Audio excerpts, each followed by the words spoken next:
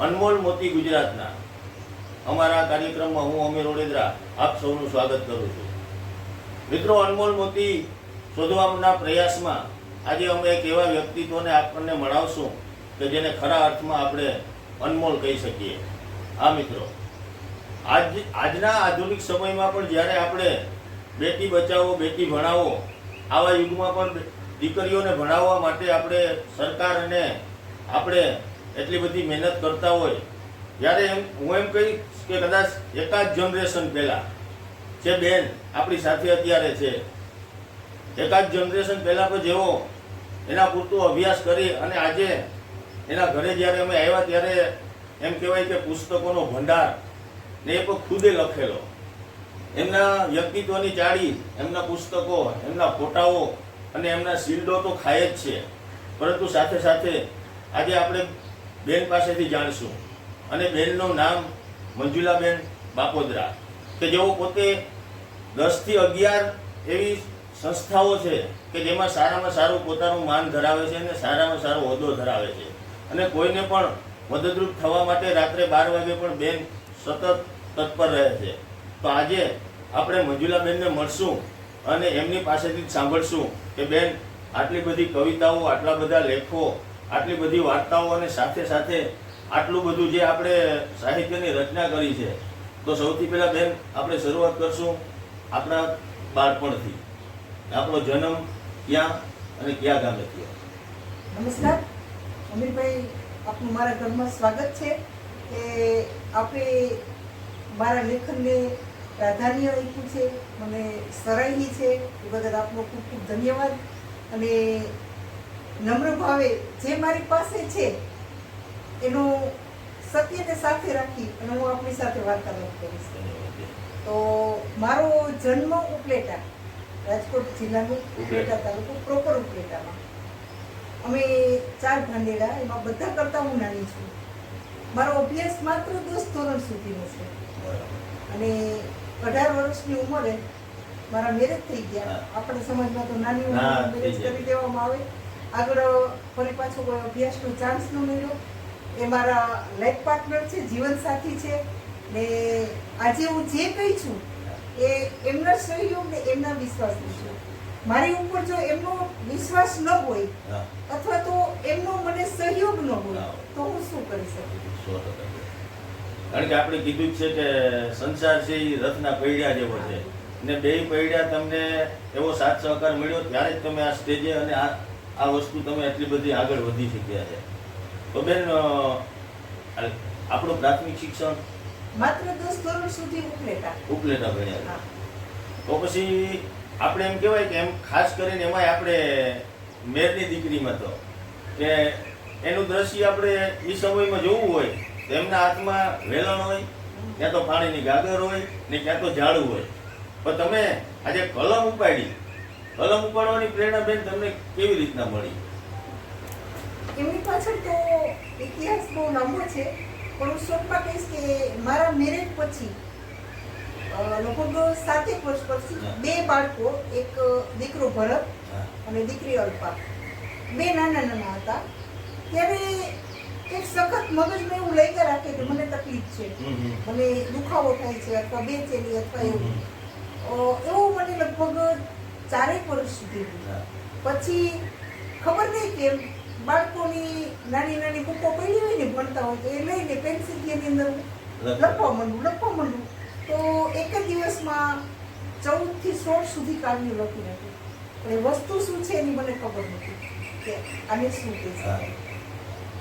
સર્જન પેલાની જે પીડા હોય છે, કોઈ પણ વસ્તુનું નવનિર્માણ થાય એ પેલાની એક અલગ વેદના હોય છે. એ પીડા તમે બરાબર ભોગવી છે. એ વેદનામાંથી હું એટલી હદથી પસાર થઈ છું કે હું એમ કહી શકું કે મારી માનસિક સ્થિતિ જ આખી તકલીફ. અને ત્યારથી લખવાની શરૂઆત થઈ છે. પછી કેટલું લખ્યું, કેવું લખ્યું, શું લખ્યું એની મને ખબર રહેતી પણ નથી, આજ પણ નથી રહેતી. પછી મારા બાપુજી શિક્ષિત અને સમજદાર વ્યક્તિ, મારા સાહિત્ય ગુરુ જયંત વસોયા, કે એમના હાથ પર રમીને હું મોટી થઈ. પછી એટલું બધું સાહિત્ય થઈ ગયું કે હું બારી દરવાજો બંધ કરીને લખું. કે કોક કહેશે કે આ તો પાગલ થઈ ગયા, આખો દી લખ્યા જ કરે. મને કોક પાગલ કહેશે તો એ બીકમાં. પછી મારા બાપુજી મને ત્યાં લઈ ગયા ને જયંતભાઈએ કીધું કે હવે તું દરવાજા ખોલી નાખ. હવે સમય થઈ ગયો છે. આ તો સત્યનું અવતરણ છે. જન્મોની ઉપાસનાઓ પછી શબ્દોનું જ્ઞાન મળે છે અથવા તો શબ્દોનો ભંડાર. હવે તું દરવાજા ખોલી નાખ ને તું જે કઈ તને મળ્યું છે એ માત્ર ને માત્ર માં સરસ્વતીનું સત્ય સ્વરૂપ છે. ને એમના આશીર્વાદ છે. હા, એમના કોઈ અશક્ય આશીર્વાદ બને છે. નહીં. બસ ત્યારથી પછી થોડીક સંકુચિતતા હતી કે સમાજ શું કહે છે, આ શું કહે છે. તો મેં દરવાજા ખોલી નાખ્યા અને મને ઘર તરફથી પૂરો સહયોગ કે ભલે સાહિત્ય શું છે આપણા સમાજમાં એની આજ પણ બહુ પરખ નથી. નથી 100%.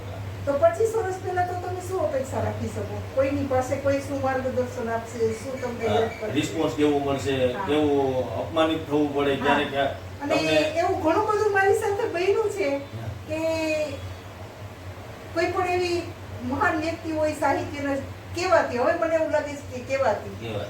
મહાન વ્યક્તિ હોય એની પાસે જઈએ, જોવે, પછી એને અપમાન તો હું નહીં કહું, સન્માન જ કહીશ. કારણ કે એમાંથી જ મારું ઘડતર થઈ જાય. ઘડતર થયું છે. તો મને એવું કહેવામાં આવતું કે આ ફેંકી દો, બાળી નાખો, ફાડી નાખો, તમારું કોણ વાંચશે? એમાં મેરની દીકરી ભાઈ, હા. કલમને તમારે શું લેવા શું દેવા? લેવા દેવા? તમે તો હાથમાં ભાલા લઈને ખેતરે નફોલા કરો. ત્યારે મારી પાસે એક જ જવાબ હતો કે જે દીકરી ભાલો કે તલવાર લઈ હા. અને સ્વરક્ષણ કરી શકે, જ્યારે એની કલમ સમાજ સ્વીકારશે હા. ત્યારે કેટલાને પ્રેરણા મળશે? એની ક્રાંતિ કે કલમ હશે. 100%. તો બેન તમે આ લખવાનું ચાલુ કર્યું બરાબર, તો લખતા લખતા તમે કોઈ સ્ટેજ ઉપર એવું તમે તમારી કવિતાનું રજૂઆત કરી હોય કે જેને એવી માન્યતા તમને આમ નક્કી થઈ ગયું હોય કે હવે આ કવિતા મેં એનું પઠન કર્યું હોય કે એની રજૂઆત કરી છે, તો એની એવી કવિતા કઈ તમને યાદ છે ખરેખર કે જેનાથી તમને આમ પૂરેપૂરું કોન્ફિડન્સ આવી ગયો? મેં આકાશવાણી ઉપર ઘણા પ્રોગ્રામ આપ્યા છે, હમ. આકાશવાણી રાજકોટ ઉપર. પણ અમીરભાઈ માનસો ની કરુણા એવી છે, મારું લખેલું મને કઈ યાદ નથી રહેતું, પણ એક પંક્તિ હું કહું છું કે દુનિયાને અજવાસ અમે આપીને જશું, તૂટતા જશું, ફૂટતા જશું, કારણ કે અમે કોળિયા જો થયા. બળે તો તેલ બળે છે, ત્યાં દિવેટ બળે છે, કોળિયું તો માત્ર ફૂટે છે, તૂટે છે, છતાં ક્યારેય અજવાસ આપવાનું નથી જોડતું. તો અમે તો માત્ર કોળિયા થયા. બહુ સરસ બેન, બહુ. અને આ જ વસ્તુ તમારી જે તમે આ સમાજને આપી છે, તો એમાં તમને કેવા કેવા માણસો હારે તમને બેસવાનો મોકો મળ્યો હોય, કેવા કેવા માણસો હારના, ભલે તમે આપણે કહીએ કે કવિતામાં કે કવિને વાહવાહી સિવાય કાંઈ નથી મળતું, પરંતુ એને એવા માણસો હારે બેસવાનો મોકો મળે છે, એવા માણસો હારે કદાચ એકાદ એવી વ્યક્તિ કે આપણી પીઠ થાબડી દે, આપણને એમ કહીએ કે બહુ સરસ, આપણા માટે અઢળક ધન કે અઢળક પૈસા બરાબર બની જાય છે, એવો મોકો બેન તમારા જીવનમાં હું કોઈ? એ બાબતમાં મારી આ જિંદગીને ખૂબ ધન્ય સમજીશ, હા. ખૂબ ધન્ય સમજીશ. કારણ કે હિન્દુસ્તાનની એવી વસ્તીઓ કે જે માત્ર દેશ માટે જીવા છે, માત્ર રાષ્ટ્રને જ પોતાની જિંદગીનું લક્ષ્ય બનાવ્યું, એવા જીડી બક્ષી, બહુ સરસ. જેમનો હાથ કાયમ મારા માથા ઉપર છે. પછી મુંબઈ કમિશનર ખેરનાર, GR ખેરનાર, હા. કે જેઓની ઈમાનદારી અને પ્રમાણિકતા ઉપર કોઈ સવાલ ન કરી હા, શકે. એની કસમ ખવાય. તો એમની મેં એમનું જીવન ચરિત્ર લખેલું છે. રાહી અકેલામાંથી એકલો પથી આ બુક મેં લખ્યું છે, મંજુલા બાપોદરા. કારણ કે મને ખબર છે હું ક્ષત્રિયાની છું અને સત્યને સાથ આપવો એ મારો પેલો ધર્મ છે. તો જે માણસે સત્ય માટે, ભ્રષ્ટાચારને નેસ્તો નાબૂદ કરવા માટે જીવન ખર્ચી નાખ્યું, હા. મારે તો એને જીવનને સાથ જ આપવાનો હતો. ચુનૌતી હતી કે કોઈ નહોતું લખતું. હા. 3 જગ્યાએથી પાછી આવેલી, મેં કીધું હું લખીશ. તમે બીડું ઝડપી લીધું. હા, બરાબર? ઝડપી લીધું. અને એ વાતની મને ખુશી છે કે મેં સત્યને સાથ આપ્યો છે. બહુ સંઘર્ષપૂર્ણ સ્ટોરી છે, બહુ સંઘર્ષપૂર્ણ. કોઈ પણ જાહેર ક્ષેત્રમાં આપણે કોઈ પણ કામ કરવા નીકળ્યા એટલે સંઘર્ષની તો બેન તૈયારી જ હા, તૈયાર રાખવાની. રાખવાનું. તો તમારા એકાદ કિસ્સો એવો અમે અમારા દર્શક મિત્રોને બધાને સંભળાવશું એટલા માટે કે જેનાથી કોઈ એવા એના જીવનમાં એવા બનાવ બનતા હોય, કોઈ માણસ નિરાશ થઈ ગયો હોય, નાસીપાસ થઈ ગયો હોય, એને એવું થાય કે ના હવે નહીં થાય, હું નહીં કરી શકું, એવા પોઝિશનમાં આપણો તમારો એકાદ કિસ્સો એવો હોય કે આપણે એમ થાય કે ઓલા બળીને રાખ થઈ ગયા છે, તો એમાંથી ફિનિક્સ પક્ષીની જેમ તમે માણસ જાગૃત થાય, માણસ ઊભો થાય, એવો એકાદ કિસ્સો. હા, એક કિસ્સો હું કહીશ કે હું નાના બાળકની જેમ સાહિત્ય લઈને બધા પાસે જતી કે મારા આ વસ્તુ શું છે, આનું શું કરવું, કારણ કે સાહિત્ય આપણા સમાજની અંદર બહુ એટલો વ્યાપ નથી વિદ્વાનો પાસે. એમાં એક ટોચની વ્યક્તિ, આપણે નામ કોઈનું નથી આપવું, એક ટોચની વ્યક્તિ જેને પૂરું હિન્દુસ્તાન ઓળખે છે, એવા માણસ પાસે હું ગઈ. મેં કીધું કે મને આમાં કંઈક કરવું હોય તો શું? ત્યારે મને માણસ એમ કીધું, મને ક્યાં કોઈ ઓળખે છે. અને એ મારું એટલું જબરદસ્ત અપમાન હતું કે મને એમ થયું કે હવે આટલા વજનદાર પગ લઈને મારે ક્યાં જાઉં. હું નીકળી તો ખરી, પણ એક જીવતી લાશ ખંભે નાખી નીકળી મારી. પછી હું ઓટોમાં બેઠી. મારી પરિસ્થિતિ પેલા બહુ પાતળી હતી. આજે તો માં સરસ્વતીની કૃપાથી સુખી સંપન્ન છીએ, પણ મેં બહુ પાતળા દિવસો. ત્યારે હું ઓટોમાં બેઠી તો એક ગીત વાગતું હતું કે ચલ અકેલા ચલ અકેલા તેરા મેલા પીછે છૂટા રાહી ચલ અકેલા મિલો દૂર લંબે રાસ્તે તુझको बुलाता है. એક જ સેકન્ડમાં મેં મારું લક્ષ્ય બદલી દીધું. આ ગીત મારા માટે બન્યું છે. 100% શું કામ નિરાશ થાઉં છું? મારે તો હજી મિલો દૂર આવવાનું છે. હું કોઈનો હાથ શું કામ જરૂર ને ત્યારે લક્ષ્ય એક જ નક્કી કર્યું કે માં સરસ્વતીએ મારી ઉપર રોકેલું આ નાણું છે, અને આ નાણું નિર્માતા ચિંતા કરે, હું તો માત્ર ને માત્ર એક કલાકાર છું. હું શું કામ ચિંતા કરું? છપાઈ ન છપાઈ, સમાજ સ્વીકારે ન સ્વીકારે, આજથી હું કોઈ પાસે નહીં જાઉં. હું ક્યારેય કોઈ પાસે નહીં જાઉં. એનો રસ્તો એ જ કાઢશે. અને પછી મને કેકા શાસ્ત્રી, બહુ મોટું નામ ગુજરાત સાહિત્ય, એમના પૌત્રી મારી પાસે રહી ગયા. મને એમને ગોઈતી મને મિત્રવિંદાબેન નામ હતું એનું. પછી એને મને કીધું, મંજુલા મને સાંભળવા મળ્યું છે તું બહુ સરસ લખસ, પણ હતાશ બહુ થઈ જાય છો, પણ હું તને એક વાત કહું, દરવાજા બંધ કરી દે, કામયાબી તારે દરવાજે ટકોરા દેશે, તું લખવાનું ચાલુ રાખ. બસ આ મારી જિંદગીની મોટામાં મોટી એક પ્રેરણાદાયક ઘટના છે કે હતાશામાંથી મને જો પાછી કોઈ ઊભી કરી હોય તો એક કવિતા એ જ કરી, ગીતના રૂપમાં લખાયેલી એક કવિતા. આપણે આપણા મિત્રો જે કોઈ આપણી ચેનલ આ વિડીયો જોવે, આ કાર્યક્રમ જોવે, એને આપણે ઈ જ કહેવા માંગશું કે એકાદ સ્પીડ બ્રેકરથી આપણે આપણો રસ્તો નહીં બદલાવી નાખીએ, એકાદ ખાડા ખડબાથી આપણે આપણો રસ્તો નહીં બદલાવીએ, કારણ કે આપણે બહુ લાંબી મંજિલ કાપવાની છે.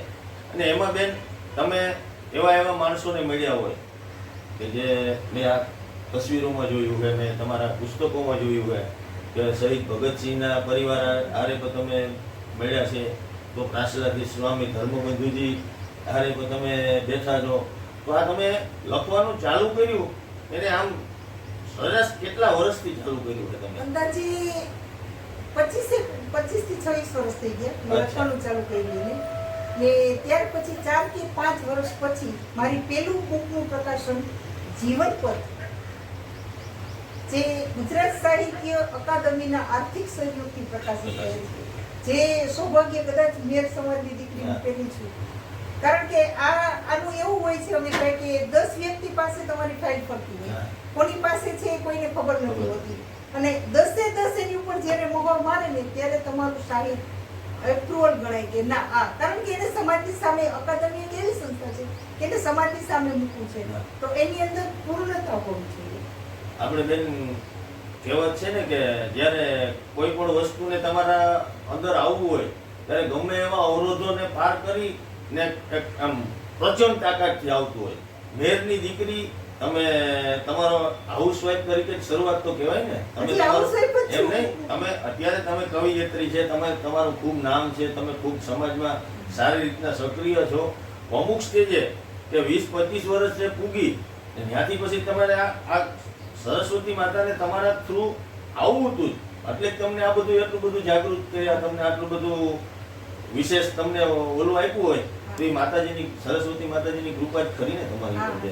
ચોક્કસ હું કંઈક અલગ જીવું હોઈશ કે મારી ઉપર માં સરસ્વતીએ મને પસંદ કરી. તમે સરસ્વતી માતાજી પાસે નથી ગયા, મને તો એવું લાગે છે કે ખુદ માતાજી તમારી પાસે આવ્યા છે આ વસ્તુ જોતા ઓલું કરતા, મને એવું લાગે છે. એવું તો હું કેમ શકું, પણ હા એ ચોક્કસ કે ઘણા બધા ભવોની ઉપાસના કદાચ પાછળ છૂટી ગઈ હશે. અને હું એક ખુમારી સાથે કાયમ કહું અમીરભાઈ કે ક્ષત્રિયણી છું ને, અમારું મૂળ ચિત્તોડ વંશનું છે. 100%. મોઢવાડિયા પરિવારની દીકરી છું. અમારું મૂળ ચિત્તોડ, ક્યારેક ને ક્યારેક ચોક્કસ ચિત્તોડગઢની રાજકુમારી રહી છું. અને ક્યારેક તો મને કહેવાનું મન થાય કે અમર ઇતિહાસ છે આ ધરાનો, સુરવીરોની સરવાણી ફૂટી હતી, માં ભોમકા જે કપી જવું, એક લહેર એવી ઉઠી હતી. એક લહેર એવી જ્યાં ઉઠે ને ત્યાં ક્ષત્રિયાણીમાંથી જ ઉઠે છે. 100%. પછી, કારણ કે શૌર્યરસ પુરુષોના મોઢે તો આપણે ઘણા સાંભળ્યા ને ઘણા વાંચ્યા ને ઘણા જોયા, પણ એક સ્ત્રીના મોઢેથી શૌર્યરસ મેં તમારી કવિતાઓ સાંભળી છે બેન. ખાસ કરીને તમે શૌર્યરસ ઉપર બહુ ભાર આપ્યો છે, અને એ ક્ષત્રિયાણીને મોઢેથી જ બેન સાંભળવી ગમે, અને એ એના મોઢેથી જ રૂઢી લાગે છે ખરેખર. કારણ કે આપણા લોહીની અંદર વણાયેલી ચીજ છે શૌર્ય અને મર્યાદા. જે સ્ત્રી પાસે એમનું સતીત્વ નથી, હા. એ ચારિત્ર. હું દરેક બેન દીકરીને મારા તરફથી એક જ સંદેશો આપવા માંગુ છું કે તમારી પાસે કોઈ અનમોલ આભૂષણ હોય તો તમારું કેરેક્ટર છે. તમે નાની ઉંમરમાં કરેલી ભૂલો અને અયોગ્ય દિશામાં ઉપાડેલું પગલું તમને એવા સ્થાને લઈ જશે કે પશ્ચાતાપનો સમય પડી ગયો. માથા ઉપરનો મારો પલ્લુ એ માત્ર મર્યાદા નથી, મારી ઓળખ છે. અને સ્ત્રી હંમેશા મર્યાદામાં મઢેલી જ સારી લાગે. તો જ્યાં મર્યાદાનું ઉલ્લંઘન થાય છે તે સીતા સાવિત્રી નથી હોતી. મજબૂરન કોઈ બેન દીકરી સાથે કઈ અયોગ્ય થાય છે એ અલગ વસ્તુ છે કે એમના માટે એ દોષિત નથી, જવાબદાર નથી.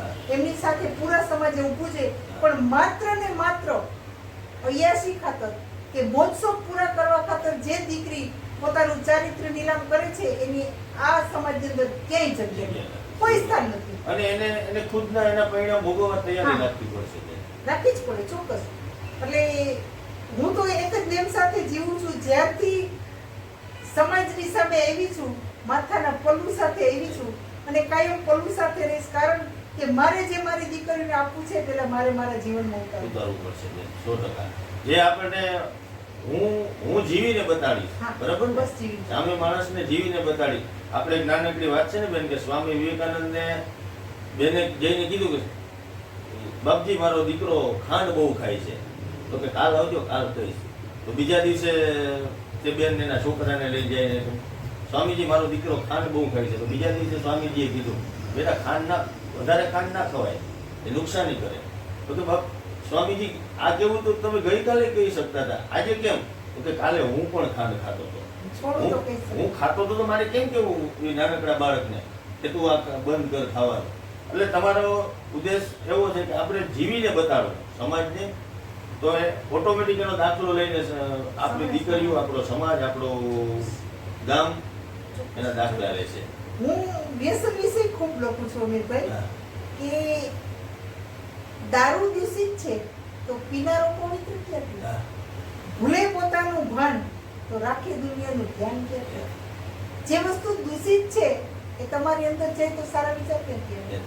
તો આવી રચનાઓ પણ હું ખૂબ લખું છું, જેને ચોટદાર કહી શકાય, ઘણાને ન ગમે. ના ગમે તો સત્ય કડવું હોય. હા, અને ખાસ મને મારી જે 21 નવલકથાઓ લખી છે એ નારી પ્રધાન છે. અને નારી પ્રધાન એનો મતલબ એ નથી કે ફેશન છે, એજ્યુકેશન, એ તો છે, પણ એની સાથે સાથે સ્ત્રીનું સંઘર્ષ છે. અને નવલકથા એવી ચીજ છે કે તમને આજુબાજુનું આખું જીવન બતાવે છે. બધા પાત્રો એવા હોય છે કે તમારી આજુબાજુની દુનિયા ભમતી હોય છે. અને બીજી એક વિશેષતા એ છે મંજુલાની કલમથી, મંજુલા બે અલગ છે. તો એકી સાથે હું 2 નવલકથાઓ લખતી હોઉં છું. બેની વચ્ચે 200 વર્ષનો અંતર હોય છે. એક લેટેસ્ટ સ્ટોરી છે, એક 200 વર્ષ પહેલાથી જિંદગી જીવાતી છે.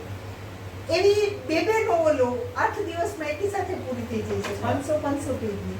આખો કાળ બદલે એવી 6 નોવેલો મેં એકી સાથે લખેલ છે. 500 પેજની 6 નોવેલ એકી સાથે લખેલ છે કે 8 દિવસમાં પૂરી થઈ જાય. ને બેની વચ્ચે 200 વર્ષનું અંતર હોય છે જીવન ધોરણની અંદર. તો એ શક્તિ, એ તાકાત, એ હેસિયત મંજુની ન હોઈ શકે, એ મંજુલા જ કરી શકે. 100%. અને મંજુલા માત્ર એક કલ્પના છે, કોઈ વ્યક્તિ નથી. બેન, અમારા દર્શક મિત્રોને આપના વતી હું ઈ જ કહેવા માંગુ છું કે આ ચેનલ કોઈ પબ્લિસિટી માટે કે કોઈ આવક માટે કે કોઈ રૂપિયા પૈસા માટે અમે બનાવી જ નથી. હજી એક મુખ્ય વસ્તુ છૂટી જાય છે આપણા ભાઈ બહેનની હા, વચ્ચે. હા, હા, ચોક્કસ. કે મહેર સમાજના મહાન શિલ્પી પૂજ્ય માલદેવ બાપુ, કે જેઓએ પોતાનું જીવન સમાજ માટે કુરબાન કરી દીધું. એક સાચા યોદ્ધા હતા. પછી 32 લક્ષણો પુરુષ કહી શકાય. ગીતકાર હતા, સંગીતકાર હતા, નાટકકાર હતા, સર્વગુણ સંપન્ન કહી શિલ્પકાર શકાય. હતા, અને બહુ મોટી વાત કરીએ તો સમાજના શિલ્પી હતા. 3.5 વર્ષ સુધી આ બુક લખવા માટે મેં ખૂબ પરિભ્રમણ કર્યું. ને ખૂબ એવો અનુભવ થયો. મને આશ્ચર્ય થાય છે કે આપણે કઈ માનસિકતામાં જીવીએ છીએ, કઈ માનસિકતામાં આપણે જીવીએ છીએ હજી આજ પણ. આજે પણ. કારણ કે આ તો 2015-16 પ્રકાશિત થઈ છે, હમણાંની જ વાત છે. હા, હા. પણ જ્યારે હું આ બુક લખતી હતી અમીરભાઈ, હું 10 વખત રેડી છું ભાઈ, હા, 10 વખત રેડી છું. લખતા લખતા એક લેખકને રડવું પડે. હા. એક સવાલ ઊભો થાય કે આ માણસ કઈ માટીનો હતો, 100%. એને આપણી પાસેથી શું જોતું હતું. ને આજના યુગમાં આપણે એટલું ભોગવીએ તો એની કેટલું ખૂબ ખૂબ ખૂબ એક કેટલું વખત હું તો તમારી ચેનલના પ્રત્યેક દર્શકને કહીશ કે એક વખત કર્મઠ શિલ્પી વાંચજો તો ખબર પડે. જીવન મહારાણા નટવરસિંહજીની સાથે જેના કપડા સીવાતા હોય, હા. એની સાથે એના આભૂષણ શ્રૃંગાર થતા હોય, એક રાજસી ઠાઠમાં જીવવા વાળો નવ યુવાન બધું જ છોડીને જ્ઞાતિ ઉદ્ધાર માટે હાલી નીકળે. સમાજ માટે આખું અને કુરબાન એનાથી કરી. વિશેષ માલદેવ બાપુથી વિશેષ એના મોટા ભાઈ નાગાર્જુન સ્વામી, જેમને આત્મપ્રકાશજી નામ આપવામાં અને એમનો ત્યાગ, અને બધાથી વિશેષ પડદા પાછળ રહેલી ઈ ઘરની સ્ત્રીઓ. હું ખાસ કહીશ કે જાનબાઈમાં માલદેવ બાપુના બા, હા, કે જેનો પતિ રાણો હતો, હા. મૂળું બારવટિયાની પાછળ ભાગતો હોય અને અહીંયા બે દીકરાની દોરીઓ હાથમાં લઈને, અને એમ થયું કે મારા દીકરા યુવાન થશે તો હમણાં મને કંઈક હા. સપોર્ટ રહેશે, હમણાં મને કંઈક. અને એ જ અવસ્થાએ પહોંચેલી એક માનો 25 વર્ષનો દીકરો આફ્રિકા કમાવા જાય, ત્યાંથી સીધો સંન્યાસી થઈને આવે. શું વેદના હશે એની? શું પીડા હશે.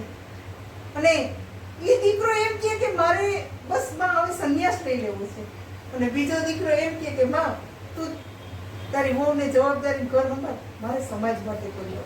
ત્યારે એ જનતા ઉપર શું વીતે. આજે ઈ માલદેવ રાણાના પુસ્તકોનું જ્યારે બજારીકરણ કરવામાં આવ્યું ને અમીરભાઈ, મને બહુ દુઃખ થાય છે. ત્યારે એક લેખકનો આત્મો ફાટી જાય બહુ છે. દુઃખ થાય છે. તમે કોકના શબ્દોના અધિકારી નથી કે તમે એની ઉપર તમારા નામની મોહર મારી. અને મેં આ બુક લખી છે, મેં સ્પષ્ટ શબ્દોમાં કીધું આજ નહીં કાલે નહીં ભવિષ્યમાં મારી પેઢી પણ નહીં, એક પાઈ નહીં લે હું બુક લઈશ તો હું વેચાઈ લીધી. મેં માલદેવ રાણા એજ્યુકેશન ટ્રસ્ટને મારા તરફથી અર્પણ. તો એ જે મને સૌભાગ્ય મળ્યું છે એ જ મારા જીવનની ધન્યતા છે.